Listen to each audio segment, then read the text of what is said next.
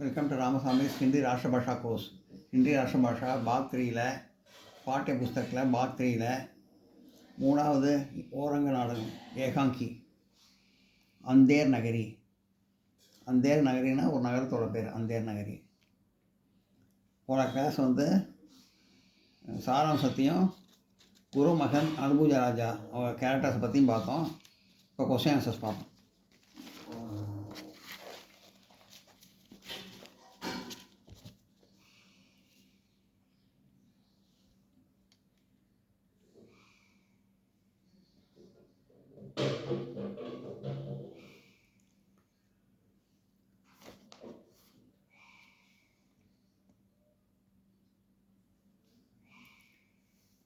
निम्नलिखित प्रश्नों का उत्तर एक या दो वाक्य में दीजिए.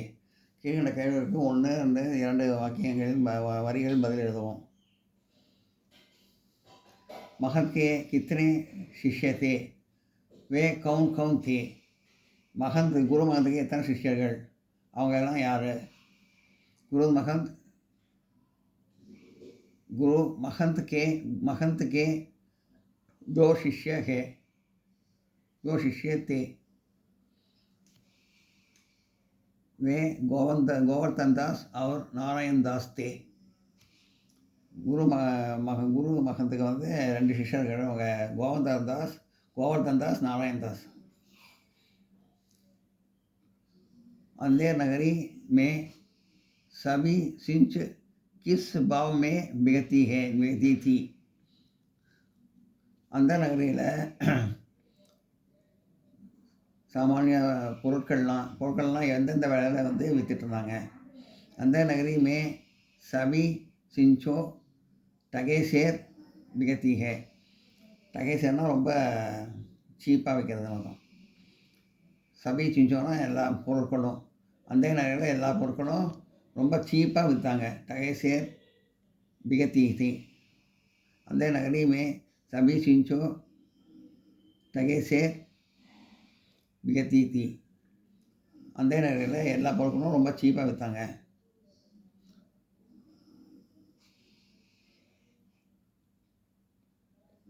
கோத்வால் கோ கியோ சோட்டா கயா. கோத்வால்னால் போலீஸ்காரன்னு அர்த்தம். போலீஸ்காரங்க ஏன் விட்டாங்க போலீஸ்காரங்களை? ஃபான்சி கா ஃபண்டா படா நிக்கலா. தூக்கு கயிறு ரொம்ப பெருசாக இருந்ததுனால. லேக்கின் கோத்வால் துபலாத்தா. அதனால் கோத்வால் தூக்கில் போட மாட்டேன்னாங்க. கோத்வால் ரொம்ப ஒல்லியாக இருப்பார். தூக்கு கயிறு ரொம்ப பெருசாக இருக்கும். அதனால் கோத்வால் போலீஸ்காரர் கோத்வால்னா போலீஸ்காரர் அதில் மாட்ட முடியாத அவங்களை விட்டுட்டாங்க. இஸ்லியே கோத்வால் சோட் கயா. அதனால் கோத்வாலை விட்டுட்டாங்க.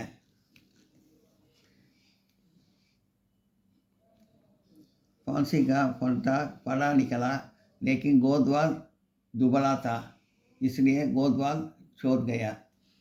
தூக்கு கயிறு ரொம்ப பெருசாக இருந்ததுனால கோத்வால் ஒல்லியாக இருந்ததுனால அவரை விட்டுட்டாங்க. தூக்கில் போடல.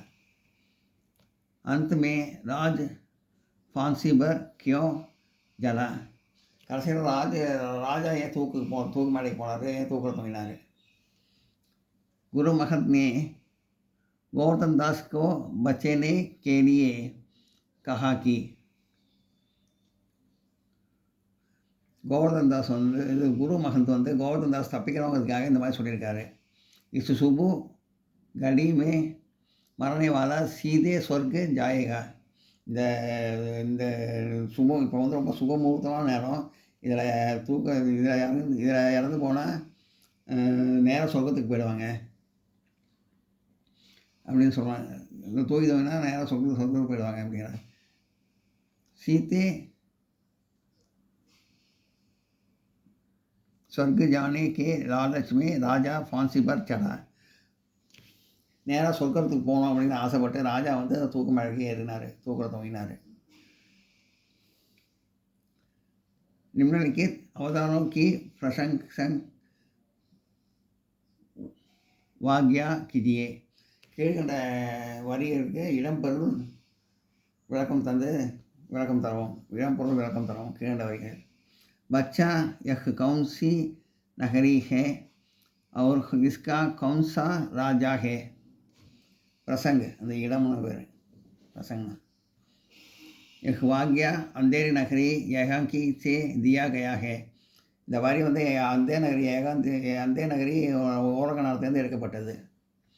इसका ஏகாங்கிக்கார் பாரன் தேது ஹரிश्चंद्र है. இந்த நாடகத்தை இயற்றினவர் வந்து பாரன் தேது हरिश्चंद्र है.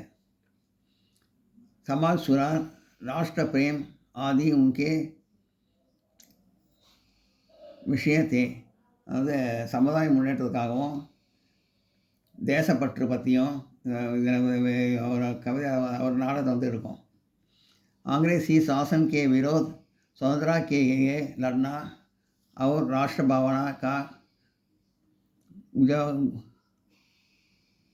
उजागर करना आदि इसकी रचनाओं के मुख्य प्रमुख रहा. ஆங்கிலேயர்களோட போரிட்டது, சுதந்திரத்துக்கு போரிட்டது, ஆங்கிலேயர்களுக்காக போரிட்டது, சுதந்திரத்துக்காக போரிட்டது மற்றும் தேசப்பற்று இதை பற்றி ஃபேமஸாக வந்து இந்த ரச்சனை வந்து சொல்லியிருப்பார். அவரோட ரச்சனை அவர் சொல்லியிருப்பார். इस नगर में सब सिंचे टके से में मिलता है. இந்த நகரில் வந்து எல்லாமே வந்து ரொம்ப சீப்பாக விற்கிறாங்க. அதுதான் இதுதான் இந்த வரியை பற்றி சொல்கிறாங்க. சீப்பாக விற்கிறாங்க. லோக் மஸ்த் ஜீவன் பிதாते हैं. மக்கள்லாம் ரொம்ப சோம்பேறியாக இருக்காங்க. इसलिए गोवर्धन दास जानना चाहता है कि इस नगर का राजा कौन है और राजा का और सागर का नाम क्या है. அதனால தான் கோவர்தன் தாஸ் வந்து கேட்டார், இந்த மாதிரி வந்து இந்த யாரும் வந்து இங்கே ராஜா யார், இந்த நகரத்தோட பேர் என்ன, இதோட ராஜா யார், எல்லாமே சீப்பாக விற்கிறாங்க, மக்கள்லாம் சோம்பேறியாக இருக்காங்க அப்படின்னு சொல்லி கேட்குறாரு. இந்த நகரத்தோட ராஜா யார், இந்த நகரத்தோட பேர் என்ன அப்படி கேட்குறாரு. நான் நோட் பண்ணிங்க. கோவர்தன் தாஸ் கேட்குறாரு.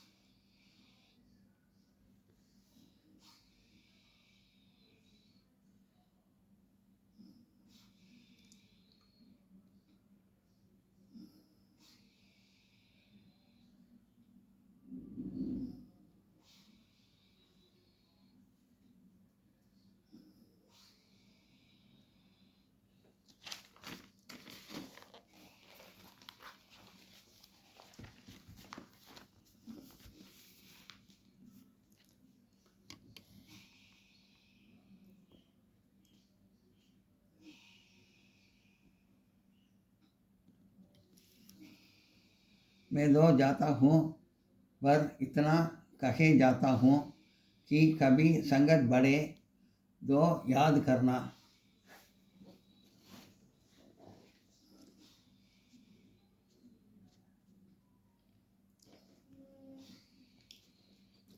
प्रसंग इडम यह वाक्य अंधे नगरी ஏகாங்கி से दिया गया है. இந்த வரி வந்து அந்தே நகரி போயத்துலேருந்து நாடகத்துலேருந்து ஊரக நாடகத்துலேருந்து கொடுக்கப்பட்டிருக்கு. गुरु महन अपने शिष्य गोवर्धन दास और नारायण दास से ऐसा कहता है. குரு மகன் தன்னோட சிஷ்யர்கள் கோவர்தன் தாஸ் நாராயண் தாஸ் இந்த மாதிரி சொல்கிறாரு அப்படின்னு சொல்லியிருக்காங்க இந்த வரியை. अंधेर नगरी भाव उन प्रसंग इदम भाव பொருள் अंधेर नगरी में सभी सिंचोर टके से बिकती है अंधेर நகரில் வந்து எல்லா சாமானும் ரொம்ப பொருட்களும் ரொம்ப சீப்பாக விற்கிறாங்க यह सुनकर गुरु कहते हैं कि यहाँ के लोग मूर्ख हैं और यहाँ रखना उचित नहीं है அதாவது குரு சொல்கிறாரு குரு மகன் சொல்கிறாரு இந்த மாதிரி இங்கே சிஷ்யர்கிட்ட வந்து சொல்கிறாரு இந்த மாதிரி வந்து இங்கே எல்லாம் முட்டாளாக இருக்காங்க எல்லோரும் முட்டாளாக இருக்காங்க இங்கே எல்லாம் சீப்பாக விற்கிறாங்க எல்லோரும் முட்டாளாக இருக்காங்க இங்கே வந்து தங்கிறது வந்து நல்லதில்லை அப்படின்னு குரு சொல்கிறாரு इसलिए हमें यहाँ से दूर निकलता है அதனால் வந்து இந்த இடத்த விட்டு நம்ம உடனே கிளம்பி போயிடலாம் அப்படின்னு சொல்கிறாரு लेकिन शिष्य गुरु के यह बात नहीं मानते ஆனால் शिष्यங்க ரெண்டு பேரும் குரு சொன்னதை வந்து கேட்க மாட்டேன் அப்படின்னு சொல்லிட்டாங்க तब गुरु कहते हैं कि यहाँ रखने से किसी दिन तुम लोग संकट में बच जाएंगे तब मेरी याद करना शिष्यன் வந்து இங்கே தான் தங்குவேன்னு சொல்லிட்டாங்க குரு சொல்கிறத கேட்க மாட்டேன் அப்படின்னு சொல்லிட்டாங்க அதனால் குரு கிளம்புறப்போ உங்களுக்கு ஏதாவது சங்கடம் வந்ததுன்னா என்னை ஞாபகம் வச்சுங்க நான் இங்கே வந்துடுறேன் நேரம் குரு வந்து சொல்லிட்டு போகிறாரு குரு மகன் சொல்லிட்டு போகிறாரு சிஷ்யன்கிட்ட கோவர்தன் தாஸ் நாராயண் தாஸ் கிட்ட சொல்லிட்டு போகிறார் अरे मैं नायक मारा जाता हूँ यही बड़ा ही अंधेरे ही गुरुजी तुम कहीं हो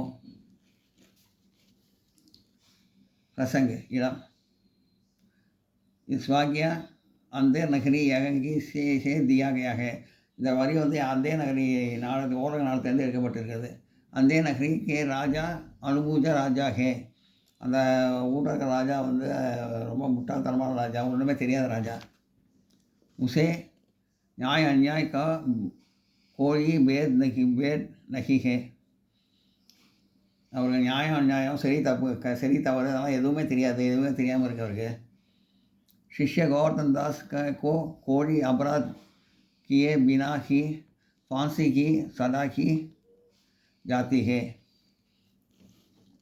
शिष्य गोवर्धन தாஸை வந்து தூக்கு தண்டனை கொடுத்து மேலே ஏற்றிட்டாங்க जो गोवर्धन दास इस प्रकार करता है அதனால் கோவர்தன் தாஸ் இந்த மாதிரி சொல்லியிருக்காரு गोवर्धन दास ने चिल्लाकर कहा कि उनके बेउज्जत अकरण फांसी की सजा दी जा रही है கோவர்தன் தாஸ் கத்துறாரு இந்த மாதிரி வந்து என்னை வந்து காரணமே இல்லை சரியான காரணமே இல்லாமல் என்னை தூக்கு மேலே நிற்க வச்சுட்டாங்க அப்படின்னு சொல்லி கத்துறாரு குருவை நினச்சி சொல்லியிருக்காருல அவர் குரு நினைக்க குருவை நினச்சுன்னு சொல்கிறாரு இதை குருவை நினச்சின்னா அவர் வருவார் அப்படிங்கிறதுக்காக சொல்கிறாரு இதை எஸ் நகர் அந்த இது இருட்டு நகரம் அது இருட்டு நகரம் ராஜா அனுபூஜா ராஜா வந்து முட்டாளாக இருக்கார் इस अंधेर नगरी से निकलते समय गुरु ने वादा किया कि जब शिष्य उनको याद करेगा तब दर्शन अभिषिक्ति होंगे குரு வந்து நினச்சி சொல்லியிருக்காருல நினச்ச உடனே அந்த க்ஷணத்துல வந்து குரு வந்து நிற்கிறாரு நினச்ச உடனே इसलिए शिष्या ने संगत भोजने के लिए गुरु के बुलाया குருவை கூப்பிட்றாரு அதாவது சிஷ்யன் வந்து குருவை வந்து கூப்பிட்றாரு இங்கே வாங்க நான் சங்கட கஷ்டமான நிலைமையில் இருக்கேன் அப்படி என்னை காப்பாற்றுங்கன்னு கூப்பிட்றாரு माना कि वेश बहुत बुरा है पर अपना क्या गाने बीने मस्त बड़े हैं ये वाक्य अंधे नगरी एकांगी से दिया गया है இந்த வரி வந்து अंधे नगरी ஓர நாட்டிலேருந்து எழுதப்பட்டது கோவர்தன் தாஸ் நாராயண் தாஸ் से ऐसा करता है கோவர்தன் தாஸ் நாராயண் தாஸும் இந்த மாதிரி சொல்கிறாங்க भाव என்ன சொல்கிறாங்கிறத பற்றி अपने गुरु को बात न मानकर दोनों शिष्य अंधे नगरी में ही रखते हैं. குரு சொல்கிறத கேட்காம ரெண்டு சிஷ்யர்களும் அந்தே நகரில் இருக்காங்க. நாராயண் தாஸ், கோவர்தன் தாஸ். தபி சிஞ்சோ டகேசேர் மில்தே ஹே. இங்கே எல்லாம் ஃப்ரீ தான் கிடைக்குது, ரொம்ப ஃப்ரீயாக ரொம்ப சீப்பாக கிடைக்குது. தோனோ बड़े मज़े में रखते हैं. நம்மள்ட்ட ரொம்ப சந்தோஷமாக இருக்கும். तब गोवर्धन दास कहता है कि गुरु ना यहाँ ना रखने का उपदेश देकर गलत किया.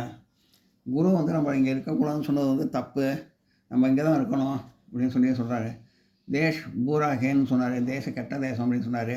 யக்தோ டீக்கே இது சரியா, லேக்கின் ஹமே சப் குச் மில் ஜாத்தா ஹே और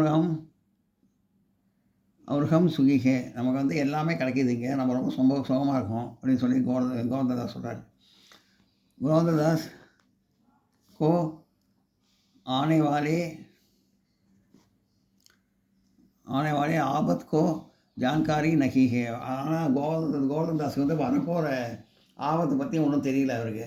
அவர் தெரியாமல் தப்பாக சொல்லிட்டு இருக்காரு. குரு தப்பாக சொல்லிட்டாருன்னு அவரை போய் தப்பாக சொல்லிட்டு இருக்காரு. குரு செஞ்சது தான் ரைட்டு, அது தெரியாமல் வந்து குரு வந்து இப்போ இது தப்பு சொல்கிறாங்க. ஆனால் பின்னாடி வர ஆபத்தை வந்து அப்போ அவங்களுக்கு தெரியல, इसलिए ऐसा அதனால் இந்த மாதிரி சொன்னார். चुप रहो सब लोग, राजा के जीते जी और कौन स्वर्ग का सकता है. हमको फांसी पर चढ़ाओ जल्दी जल्दी.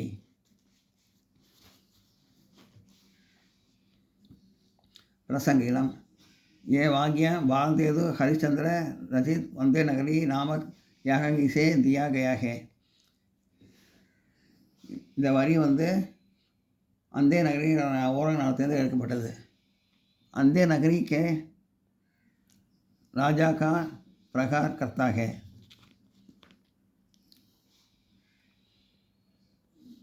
அந்தே நகரி ராஜா வந்து இந்த மாதிரி சொல்கிறாரு, இஸ் பிரகார் கர்த்தா ஹே அவர் சொல்கிறார். இந்த மாதிரி சாது பாவ் விளக்கம், பொருள் விளக்கம்.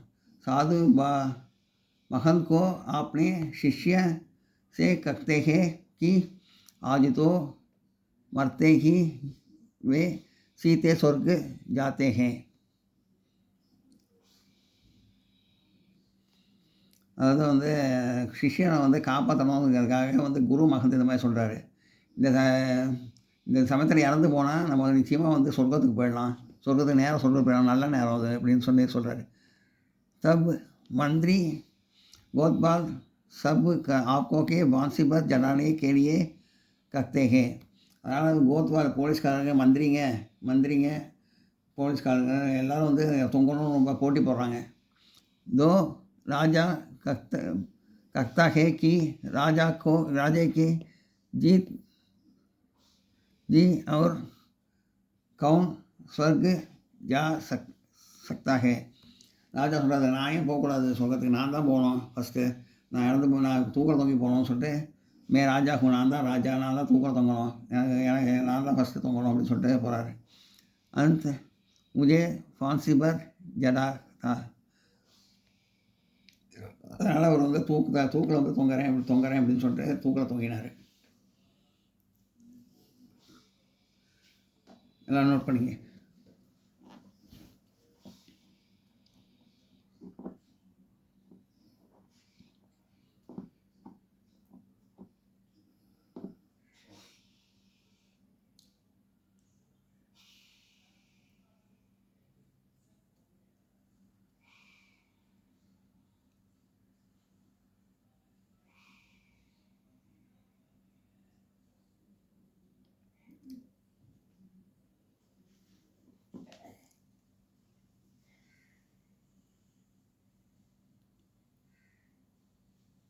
சொல்லிக்கிறேன்ப்பா.